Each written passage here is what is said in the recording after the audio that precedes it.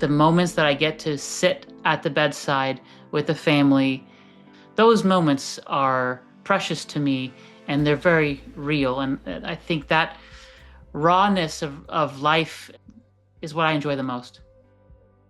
And I've had so many experiences of the unexplainable, the non-physical, the experiences that don't have rational explanation. Kia ora, welcome back. Hello, hello. I'm Kirsty Salisbury, host of the Let's Talk Near Death podcast. We are back here again with another interesting conversation. This one I have been looking forward to for a little while. I'm really interested in what our guest has to say.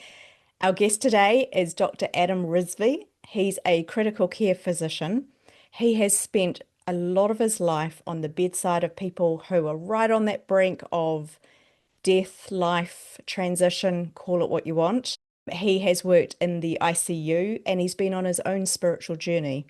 And he's come to see death as something maybe in a different way, something not to fear. He sees it as a doorway into forgiveness, into presence, and to love. So already I'm loving what Dr. Adam has to say.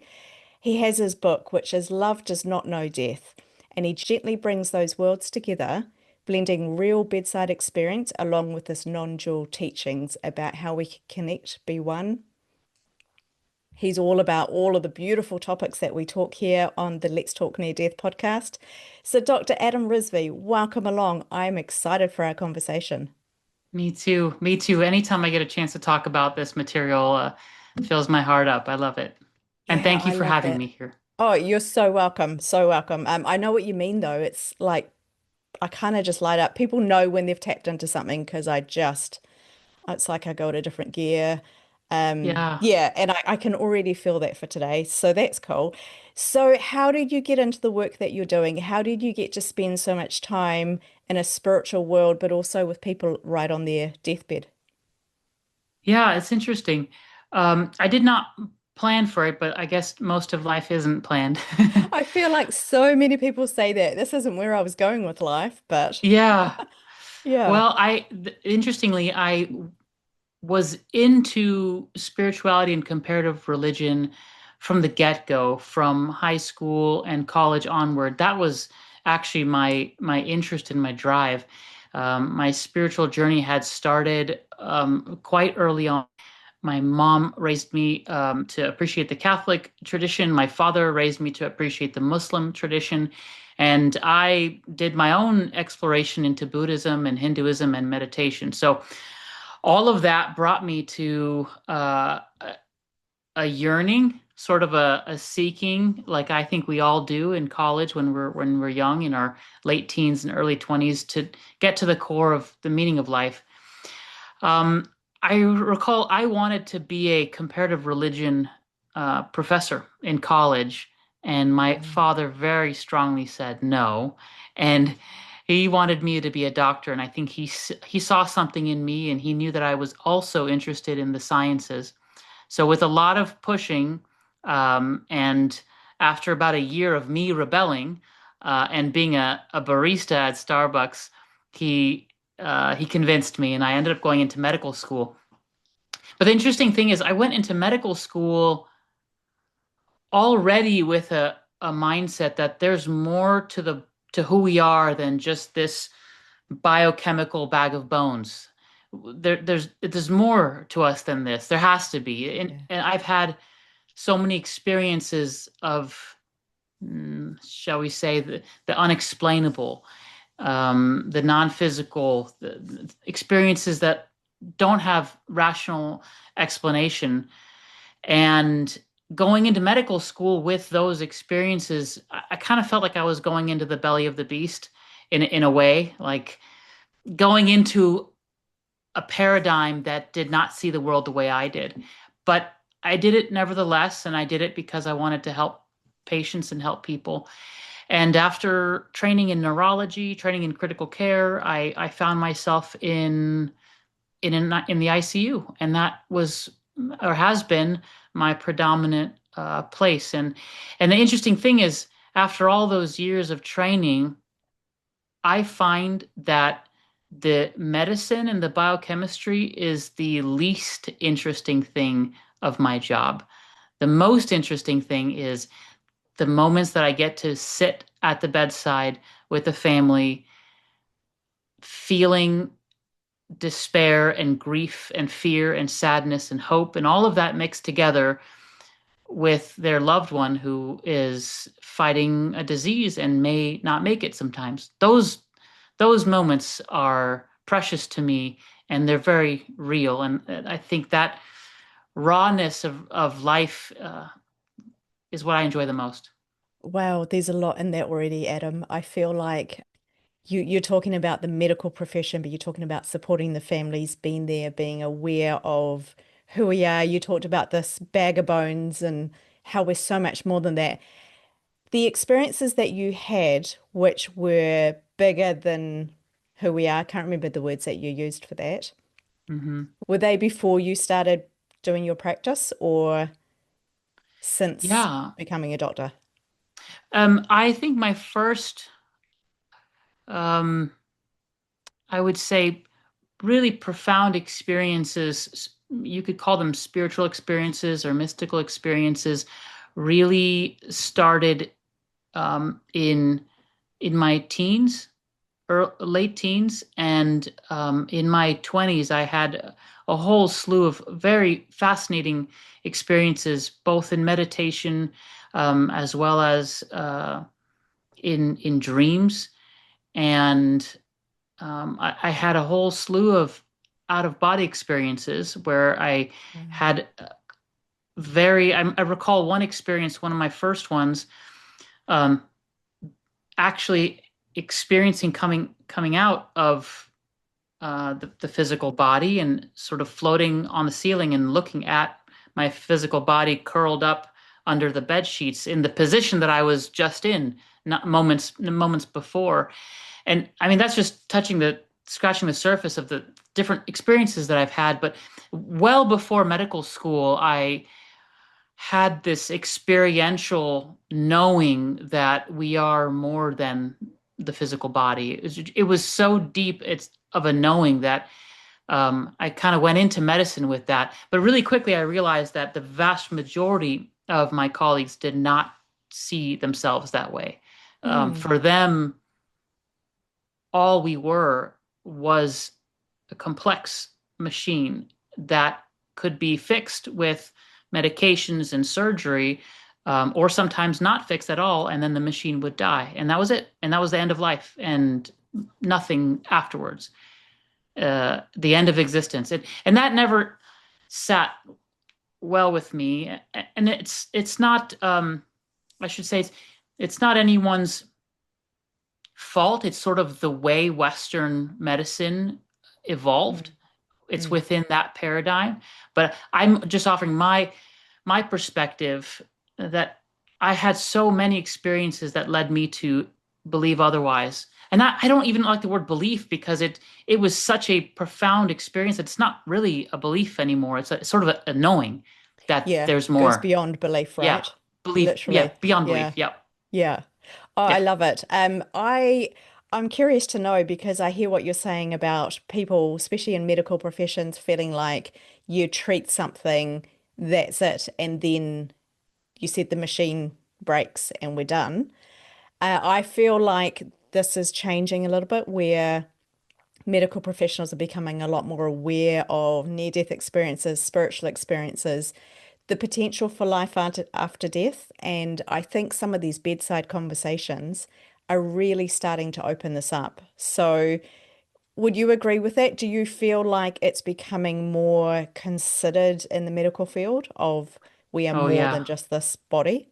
Yes. Yeah. There are conversations I've had even in the last 6 months that I would never have imagined having 5, 6, 7 years ago, even in Oh, wow. 10 years ago. Something's shifting. More nurses, more physicians are openly discussing these matters with me, discussing the metaphysical, the spiritual, the non-physical. It's quite exciting to see that openness happening. There is a shift happening. I agree with you Mm, mm. 100%. I believe so, but I'm not in the profession at all. So it's like, is that just because the amount of people that I talk to, we're a bit one-sided. When you surround yourself with people that believe the same way, then you kind of believe that way. But it's good to hear that you think that that's actually happening. So I really like that. I'm going to jump straight to it, Adam, because I kind of can't hold it back. Your Go for it. conversations with people right at the end of life, whether that's the person themselves or the family members, what are people most concerned about in those stages? What are the do you see a theme in those conversations? Mm. Oh, I'm so glad you asked that. Well, it depends on where, there's so many factors at play. It depends on where the patient is emotionally and psychologically Mm, with their perceived death. I've seen many patients who held on to a denial to the bitter, bitter end, and they mm, refused to believe that they were going to die, even when all evidence was pointing to that very fact that they were going to die, and imminently so. I've seen denial in in such a striking, powerful form. I've also seen denial in families. That's actually much more common than the patient. mm, Oftentimes, the patient knows they have a sense, mm, oh yeah, I'm going to die, but the family is the one that's in denial. Now, assuming that there's enough healing that happens, and that the families and the patient themselves have come to a point where they recognize death is imminent, um, there is this precious, precious moment of opportunity where so much healing can happen. And this is why I like these moments so much, because I've been able to witness the healing where people start to express themselves to each other in ways that they never did prior to. The things that they held back, the things that they didn't say for fear of hurting each other, or for fear of confronting something that's been in their unconscious mind for years, they finally bring to surface, and they share it and they say it. And I've seen tears, and I've seen screams of grief, and so much comes up in that moment, but it's all healing. It's tremendous healing. And whenever that happens, it's so gratifying to see, because it then you get to, I'm so blessed because oftentimes I get to see humanity at its most beautiful, where we genuinely care for each other, the mm, holding each other's hands, the way we look at each other in our eyes, the way families love each other, and friends, even when healing has occurred, is quite beautiful. And that's the key, when healing has occurred. And I would say that it's probably the driving force of why I wrote the book, because I've seen that opportunity arise right before death so often, and the opportunity just slips away. But if we recognize the bigger context of life, that this isn't just about finding a way to be happy. Life is about awakening to our own true nature. Life is coming to that recognition of who we really are as love with each other.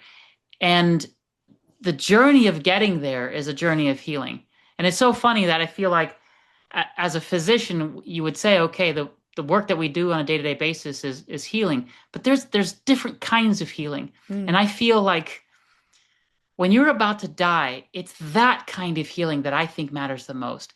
The body will fail. That's inevitable. People don't seem to realize we're all going to die. mm, There's going to be something. It's going to be cancer or heart disease or diabetes, or you get hit by a car. Something will happen and you will die. mm, But what matters is, have you been able to forgive yourself? Have you been able to forgive others? Are you in a place where there's peace with your life and with what's happened? Is there love? And I know it sounds cliche, but it's like a felt reality. That is the kind of healing that I think matters most. mm, mm. It really gets me. Yeah, I I've heard so many stories. I really do think that that's what matters. And yeah, you're talking about healing, but it's not a physical healing. It's a relationship healing or an emotional healing or a forgiveness healing. I don't know if that's actually a thing, but where there is reconciliation, and it's so, so important.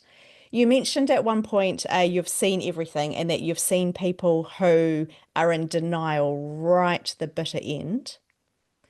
Do you think that that makes death harder? Like, do they have a harder, worse, maybe more painful? Okay, let me rephrase this question. Mm. How do you think that that impacts their death, the moment itself? Hmm. Is there a relationship between having conversations and having a peace around your life versus the denial right to the end? Well, without being able to be in their shoes, so to speak, all I can see is the look on their face, the things that they say, the sort of if the feeling I get when I'm in the room with someone who's actively dying but in active denial. There's such a resistance. It's a it's a fighting, but not in a good way. Um, and it's a little sad to watch. I think there's an empathy that I feel for that. There's a compassion that I feel for that because it's like you're watching someone suffer and but they're doing it to themselves. And that's the sad thing. I can't stop them from doing that. But here's what I've recognized. The way people behave in the moments leading up to their death is the same as how they've been behaving for most of their lives. And it's Hmm. now it's not always the case, but I read once in some Buddhist literature that most of life is just a preparation for death. And if Yeah. you if you build habits of kind thoughts, loving thoughts, peaceful thoughts towards yourself and to others, that carries a sort of momentum to it. And that momentum carries you right through the moments of death. That same tendency of being able to meet adversity and challenge with kindness carries you right through the challenge of death. And I like that because it's sort of made me feel, yeah, I every moment, every day is potentially a preparation for death, and not in a morbid way, but sort of an invitation to uh, live peacefully and live more with more kindness Mm, every day. mm. I like that, more kindness. I think it's so, so important. How do you think we can prepare for our own death? Mm. Yeah. So at the end of my first chapter, in Love Does Not Know Death, I have a invitation. I think it's my first chapter. It could be second chapter, but the invitation is to practice something that it might seem morbid at first, but bear with me. I'll kind of share it with you here. Right before you go to bed at night, you imagine that you are on your deathbed. Just imagine you've sort of fast forwarded to the moment of the day of your death, and Mm. you're in your bed and you know you're about to die. You know these are your last breaths. If you do the imagination well enough, you can start to notice some. I'll share with you from my personal experience because I've done this several times now. When I really take myself there and I invite myself to imagine that, okay, right now, I'm in bed. These are my last few deaths. This is it. When I go there, inevitably what happens is the unresolved issues arise. It happens every time. The unresolved hurts, the unresolved grievances, the pain, the regrets. I shouldn't have said that. I shouldn't have done that. Why did that happen years ago? I wish I could have said something to so and so before they died. All the thoughts start popping up. That's gold. That's precious because it's literally your unconscious mind serving on a platter all of these tools for spiritual awakening. They say, look at all this, face it, have the courage to face it. And what I do is I just take the one that's shouting at me the most, the biggest regret, the biggest fear, the greatest sorrow, and I look at it like a hungry child or a lost child. Like you don't turn them away. You just embrace it. You hold it. You hold that sorrow. You hold that grief and this the sadness, the regret, and you just say, yes, I hear you. I feel you. I'm here. There's no resistance whatsoever to the emotion. And something happens. It's like it finally gets to be heard after so many years of being ignored, that it gets softer and softer and lighter and lighter. And it's like a storm cloud turning and dissipating into the blue sky. The lack of resistance is what brings about the healing, the total and utter acceptance of what arises. And it doesn't need to be fixed. It doesn't need to be pushed away or shoved aside. Nothing needs to be done with the feeling. It's just a full acceptance and being with that. And oftentimes tears will come for no reason. It's just like you feel it. You just let it move through your body and through your system. Mm. And then once you go through that, or once I go through that, I always remind myself that underneath it all is love. I'm always loved. I know I am. I've felt that in these moments of mystical experiences when I was younger, and I'm sure many people who have near-death experiences, they say they feel that. It's like an Mm. unexplainable knowing that they are cared for, that they are surrounded by love, and that they are love itself. So after these dark clouds, shall we say, fade away in the light of acceptance and non-resistance, then I just rest in that knowing that I'm loved. And it's almost like I'm going through that journey of the dying process.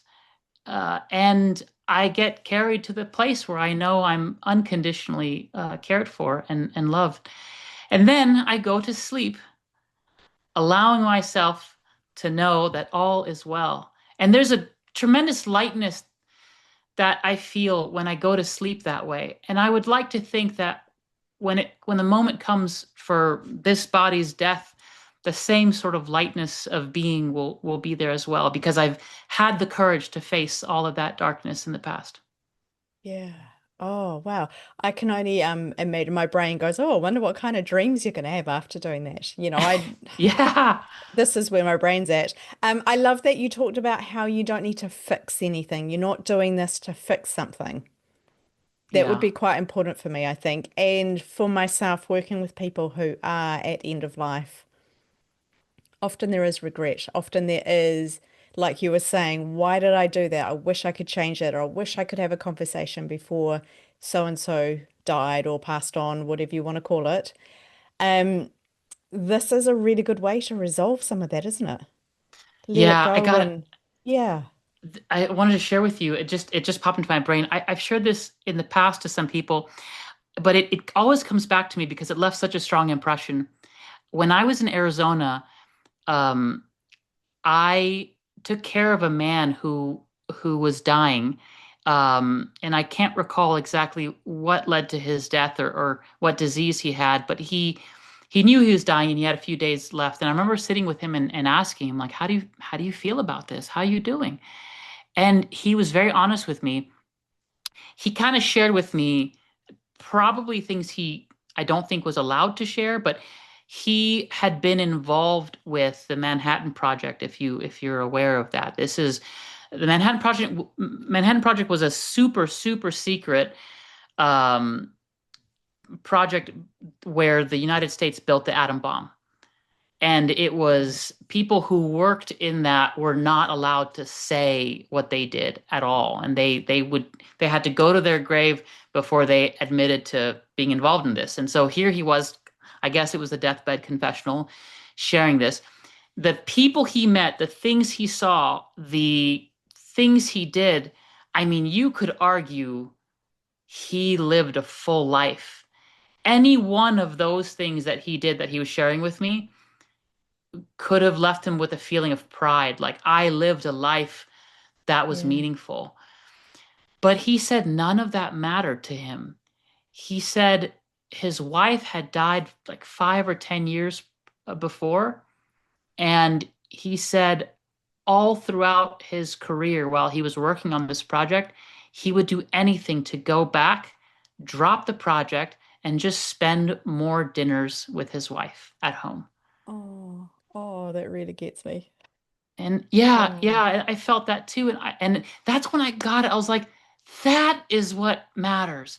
It doesn't matter what business you created, what money you made, all the things that we seem to make important. None of it matters. It's mm, just the preciousness of the time we have with our loved ones. Did we love enough? Did we love fully mm, enough mm, ourselves, our family? For every moment we can't bring ourselves to forgive someone's mistake or someone's anger, or those we have to bring ourselves to a place where we can forgive, let it go, and share the love that you have. It's so hard. I get it. People, I've heard stories of atrocious things being done to each other, family members estranged because someone said something that was just absolutely uncalled for. But really, I'd say that the work to be done, the journey, is to face that pain, to face the pain and to come on the other side of it in peace mm, and with a little bit more love. That's what matters. And it mattered for that gentleman, and I've never mm, forgotten the story. mm. Yeah, for that to really stick in your mind like that. Do you think that that's like a common theme? Like, what are people concerned about when they're dying, when they're right at the end? Yeah. Well, we had a gentleman, oh, I think it was like 6 or 7 months ago, who had esophageal cancer, and he decided. Well, the oncologist told him that he could try chemo, but it was so far gone that it probably wouldn't do anything, and he would suffer anyway. So he opted against it. And the only thing that mattered to him, he kept telling us, he's like, do everything you can to keep me alive. I just want to see my daughter's wedding. I just want to go to my daughter's wedding. And that speaks volumes. Mm. In the end, it's the relationships we have. It's the moments of cherishing each other in our lives. It's like I keep using the word precious, but that's what it feels like. Mm. These moments that we have with each other. Life is so fleeting. It's so fleeting. I feel like I'm still 18, but I'm Oh, me 41 too. right now. Me Isn't that too. weird? I was saying this to someone yesterday. I'm stuck on 18. Like, I'm stuck there in my head. I truly believe I'm 18. My Yeah. body, not so much. It doesn't really Yeah. believe it. But yeah, funny that you say 18. I don't, what were you doing when you were 18? What was I doing when I was 18? I don't know. I was rock climbing. I was doing a lot of rock climbing. Oh, that's cool. Some rollerblading. I don't know. I don't think people do that these days. And Oh I no, I remember, rollerblade. yeah, you okay, Yeah, good, good. still doing it. Yeah. 18, I think my late teens was when I really started to dive into spirituality. And that's when I really started to have a regular meditative practice. I remember I was reading some Taoist literature, and it sort of really hit me that, oh, this is what we're meant to do. This is what matters in life. It's not about the career advancement. It's not about making a name for yourself or making $1 million.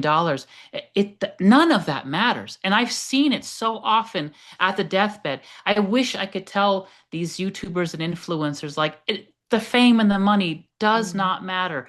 When your body falls apart and you're in the hospital and you don't know whether you're going to survive the next few days, I promise you, your YouTube account, your Instagram mm, account does not matter, and it's not going to be what you think about. mm. I do believe that health is our highest currency, our biggest currency. You know, without health, what do we have? We have Yeah. nothing. And I'm not talking like having a cold or getting the flu for a few weeks. I'm talking about without our ability to be in our body and have this earthly experience, we have nothing. So, Yeah, yeah, we need to look after ourselves, don't we? we do. Yeah. We I'm do. challenged by so much of what you're saying, Adam, because I feel I just want to go and make everybody okay. I want to go and make sure that no one dies with any thing left that they need to resolve or any Yeah, issue. And we've got all the books, and we've got like the life lessons of the dying. Bronnie Ware, she did amazing work to get the 5 regrets of the dying. It was, I that's worked right. too hard. I wasn't true to myself, so living a life somebody else wanted. And I think that that's what we do so often. It I got them was, here. You want me to read them out loud? yeah, yeah, actually jump in because my memory is not so good. Okay, here they are. Number one, I wish I'd had the courage to live a life true to myself, Yeah. not the life others expected of me. Number Huge. two, I wish I hadn't worked so hard. Yeah. Number three, I wish I'd had the courage to express my feelings. Number four, I wish I had stayed in touch with my friends. And number five, I wish that I had let myself be happier. Yeah. That's I mean, they profound. sound so simple, don't they? Thank you for jumping Yeah. in there. I'm glad that you could just quickly look them up because I was trying to do it by memory and it's been a little while. Um, they sound so simple, don't they? But they are Yeah. huge, huge things. And yeah, I wish I could wave a wand or have the ability to go and resolve, anyone who goes into a hospice or anyone who goes into a critical care or a trauma unit, be able to Yeah. resolve the things for them or help walk them through those conversations. So the I work got that you it. do, Adam, is so important. Kirsty, I want to share something that you're touching on something that is like the leading edge of my growth right now. And Okay. it's amazing that you said that because I'm actively learning this exact thing. Because of how much death I see on a day-to-day basis, that's my impulse. My impulse is to, how can I help? How can I make things better? How can I steer the conversation so that they're able to bring about some healing of unresolved issues? It's like a fire in me now. I have learned there is so much power in silence.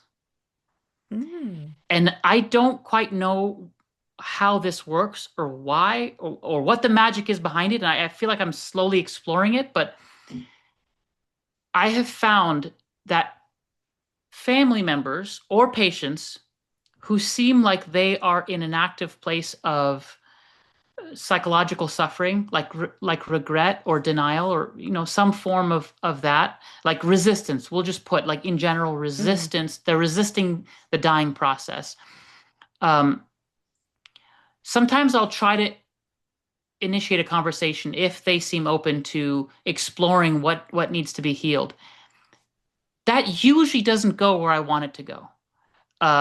Even though my intention, I think, is pure and good. I have seen miraculous transformations in patients and family members when I go in with the intention to unconditionally love with no desire for a particular outcome.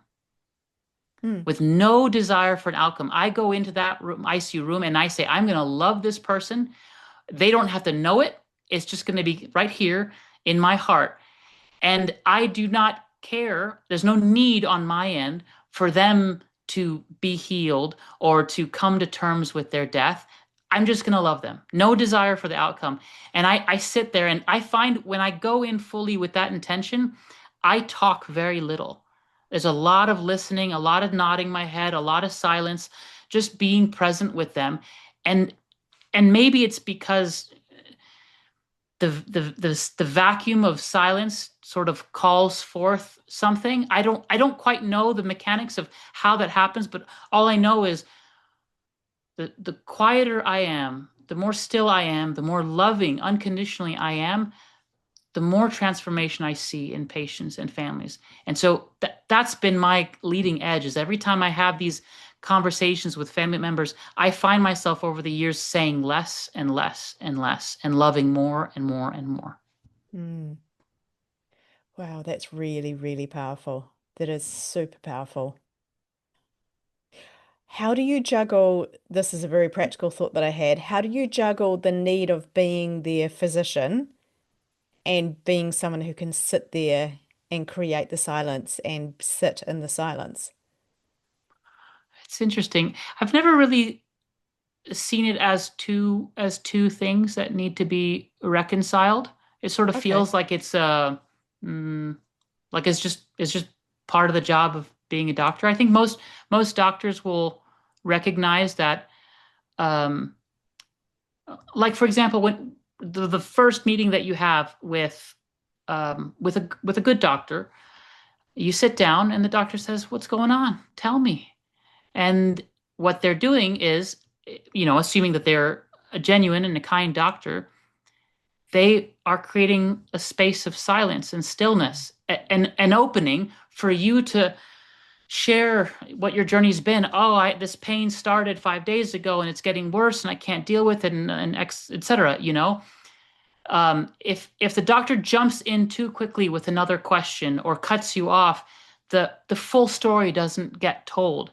So I think the really good doctors um, will let the patient tell you what's wrong with them. That's actually something that I've heard from my mentors. Let the patient tell you what's wrong with them. If you listen long enough, they'll say something in their, we call it gathering history. They will say something in their history that will spark the clue, and you're like, aha, I know what's going on. I know the solution. I remember reading a quote, and this is probably going to be inaccurate, but some study um, captured how long it took before most physicians interrupted their patients when they were sharing their story. And I remember this study, it was something crazy, like 18 seconds. 18 Whoa. seconds. And the physician in clinic would just jump right in to, change the conversation or come up with a decision about what happened. And something really short. And that just struck me as, wow, really? We don't let each other talk. We really need to just sit back and allow the story to be told. So for me, being a physician has always been, you have to be quiet. You have to let the patient talk, and that's not just for history gathering. It's for dealing with death as well, apparently. Apparently. Part of me just actually wants to say nothing and just see what comes out. That'll be a really Yeah. awkward podcast episode, though, wouldn't it? Be like, is Well, the audio broken? my friend, I have a podcast where I kind of dive into spiritual topics with a buddy of mine. His name's Steven. Um, on our earliest episodes, he loves making me feel awkward. So he would often just not say anything, and I felt like I had to keep the podcast going. And eventually, I was like, you know what? Great. We're both gonna be silent for 5 minutes, and the listener's gonna have to deal with us. And so I let go. But it was great training on his part. He broke me a little bit. Yeah. I mean, that's the other extreme. You got 18 seconds and then the 5 minutes. I think I'm used to doctors who are more on the 18-second scale. My current doctor, if she's ever listening to this, she's fantastic. Mm, Definitely that's not good like to that. hear. But that's why I asked that question. How do you juggle having so many patients and doing a lot of things and creating that space to just be and listen and things like that? So, yeah, I love it. I'm quite challenged by that. Yeah, yeah, I think we all are. What's the there's a quote. Um, you have two ears and one mouth, and they should be used uh, proportionately, something like that. Yeah, something like that. More listening, less talking. I forget what the quote is, but I think that yeah. was pretty much it. That was pretty good. Okay. Yeah, yeah. Oh gosh. I just have to go back on something that you said earlier. Again, it's so irrelevant to this conversation. Well, maybe it's not. The guy that was dying and he wanted to stay alive long enough for his daughter or his granddaughter's wedding. Yeah, Did he get to the wedding? he didn't. No. Oh, oh, Yeah. I regret Yeah. asking now. He tried. He tried. I don't know. We want to do things. We certainly tried. We had him on some very strong blood pressure medication. Mm. He wanted to see a his son who was living out of state, and his son did his very best to. I wasn't there for the exact moment of his death, but I came in during the day shift right after, and learned that he had died. And the nurse that had him that evening said it was quite a miracle, actually. He wanted to see his son, and he knew his son was flying in to to see him. But his blood pressure, for reference, normal blood pressure is 120 over 80, right? Yeah. 120 is the systolic, 80 is the diastolic. If you get below 90 systolic, like 90 over 50, that's generally not enough blood flow for the brain. And people start to get a little woozy and out of it. And if you go below 90 with that top number, then other organs start to shut down and the heart might stop. He was 50 over 30 Oh and no. still talking. Oh, I okay. the nurse was telling me, she's like, I don't understand what is happening here. He's still conscious at such a low blood pressure, but we knew it was moments that he would die. And his son actually had just arrived, got into the hospital, took the elevator, was walking down the hall, and from what the nurse told me, it's sort of miraculous, came in, opened the door to the room. They made eye contact, Mm. and then he flatlined and he died.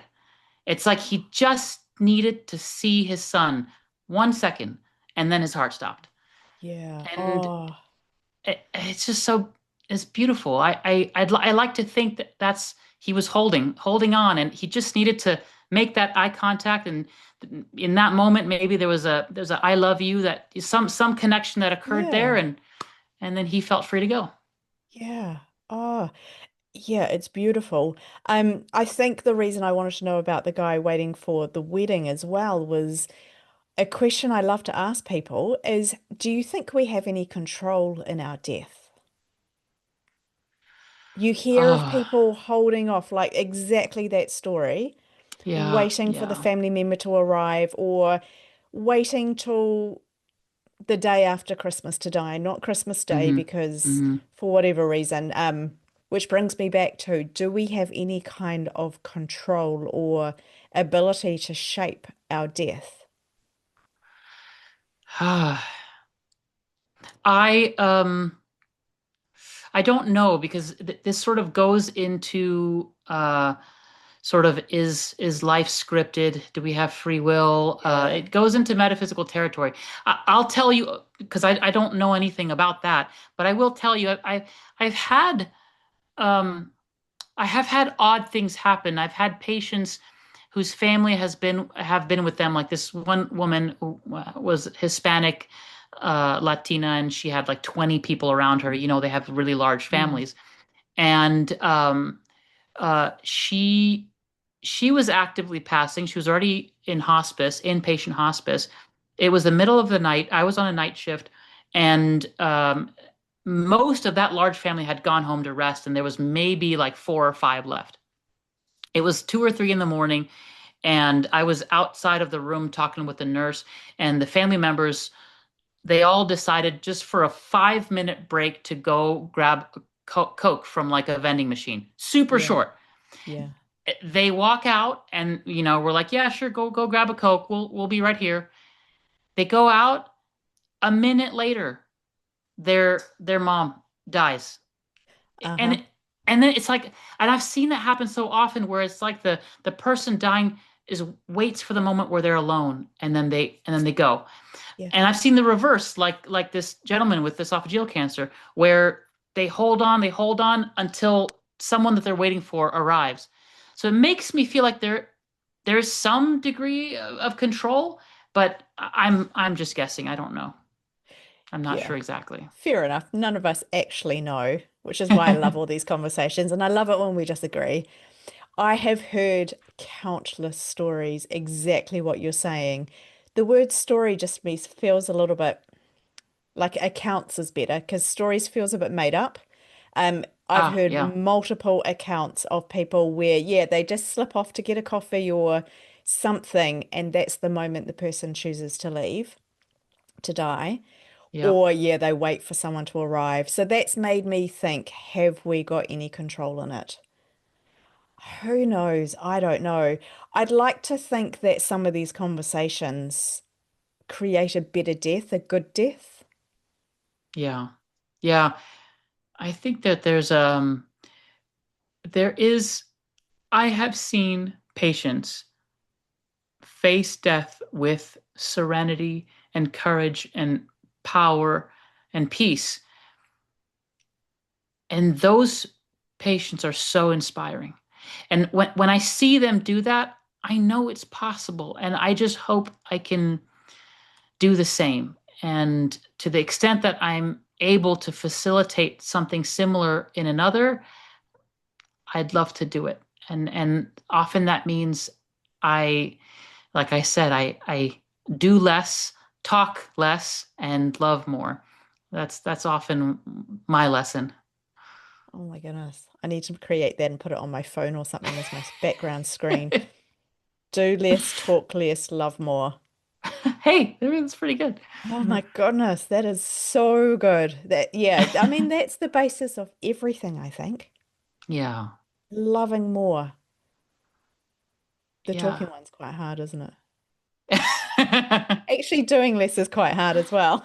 Yeah, yeah. Yeah, I'm going to focus on the love more because I feel like that's, I don't know, starting small steps.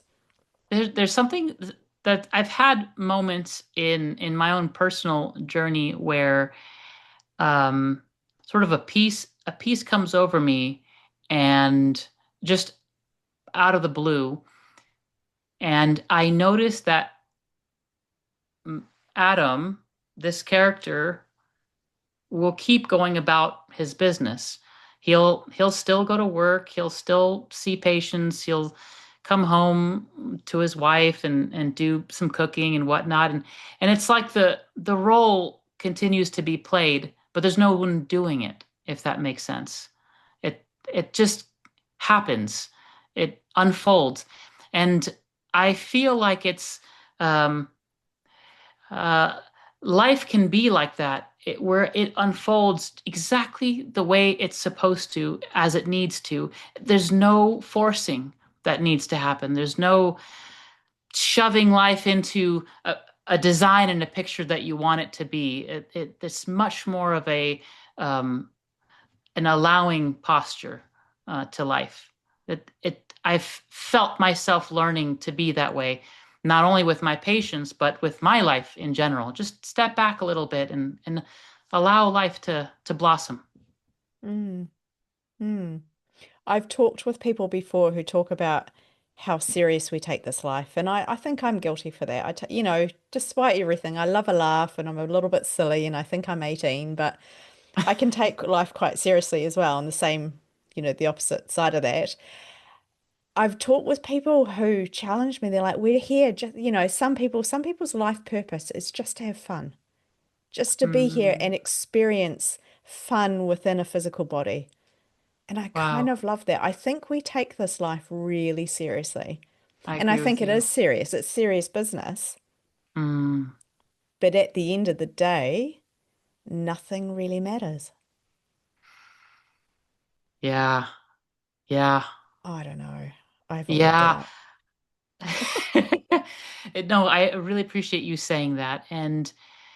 Um, and I have to be careful here because I want to respect many religious traditions and beliefs.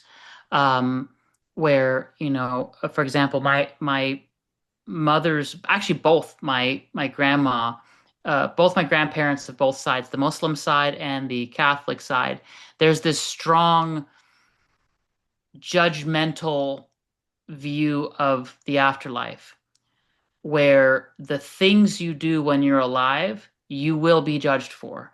And if you did good things, you go to heaven. If you do bad things, you go to hell. And it's not just you go to hell for like, a half an hour. You go to hell Mm, for eternity, whatever that mm, means. And I've always been really struck by that. I'm not saying anything um, against these traditions because they're beautiful in their own respects. But I do feel like if you're living life and making decisions about what to do based on fear of what will happen in the future, that doesn't seem like a very fun life. It mhm. seems like it's very heavy, a heavy life to live. Yeah, no, I agree. But on the same hand, I want to be really conscious about my decisions and the things that I choose. Hmm. Yes. I don't know that we can get this right, eh? I don't know that we can get it wrong on the same hand. Yeah. It's, I don't know. No, I it's feel a like we're tapping into some of life's really big questions here, Oh yeah, Adam. we're going. Yes, yes, and I We're didn't going there. anticipate going there with you. But I think one thing that we can agree on is I cannot imagine a world where um facing the challenges of life with love isn't the right answer. It's got to be the right answer for Yeah. everything. It seems that way for me. Yeah, no, I would agree with that. I think love conquers all. Love is what it's all about. Love is kind of everything. Yeah. Yeah, facing any circumstance with love. Yeah, Yeah, even exactly. right at the end. Even right at the end. Right at Exactly. the end. Oh, it's really beautiful work that you're doing, Adam. I'm so glad that you're no longer the barista at Starbucks. I'm so glad that you followed, you know, that encouragement to go become a physician and do this incredible work that you're doing. I really feel a sense of gratitude and I really feel like it's going to make a difference because I do also think that if we can be a catalyst, I suppose, and preempt better deaths for people, Yeah. that we as well can have better deaths. I'm all about talking about things. So we've talked about silence, we've talked about creating a space to just be, and I love that and I respect that. But I think for so many, there's almost the silence out of denial or it's too big, shut it down, Yes. not actually Good point. engaging a conscious silence. Does that make sense? Oh yeah. Actually, I hadn't thought about that, but that's absolutely true. There is that silence, which is a silence of running away, a silence of not wanting to Yeah. face. Yeah, or bearing it or Yeah, yeah. denial. And I see Great this a point. lot. And I've worked with people who have done that their whole life and then they're literally on their deathbed and there's all these questions and things aren't in place and the family don't know what to do. There's chaos everywhere. And I go, this isn't a nice death. This isn't dying well. Yeah. So I love the taking space, but I do think it needs to be a conscious space. And Mm-hmm. I think what I'm saying with a whole lot of words is that I'm really challenged by what you've shared with us in this conversation, Adam, and I'm very grateful. Well, good. I'm glad you were challenged. Yeah, and And I'm sure our listeners were too. I'm sure of yeah. it. Well, Yeah, I mean, isn't that what life is? Just a series of challenges, and it's really about um, how we rise to the challenge and what we do in that moment. We can succumb to it, we can run away from it, or we can really face it with courage. And I like the word courage a lot because it comes from the French word cœur, which means heart. yeah. Do we meet the challenge with heart? Oh, I like that a lot. Do we meet it with heart? Yeah. Okay. Do less, talk less, love more. Challenge thing. Have courage with heart. Is that what you said? Meet the challenges with heart. Meet the challenges with heart. Oh, so many good bits. I'm gonna make little Yeah. stick-it notes and Let's put stick. them up on my background and yeah. That's Adam, wonderful. thank you so, so much. It Oh, has just thank you, been so Kirsty. wonderful. I knew that it was going to be really interesting. I feel like I could ask you 10,000 more questions. Oh, we could easily keep going. I agree with you. Dr. Adam Rizvi, thank you.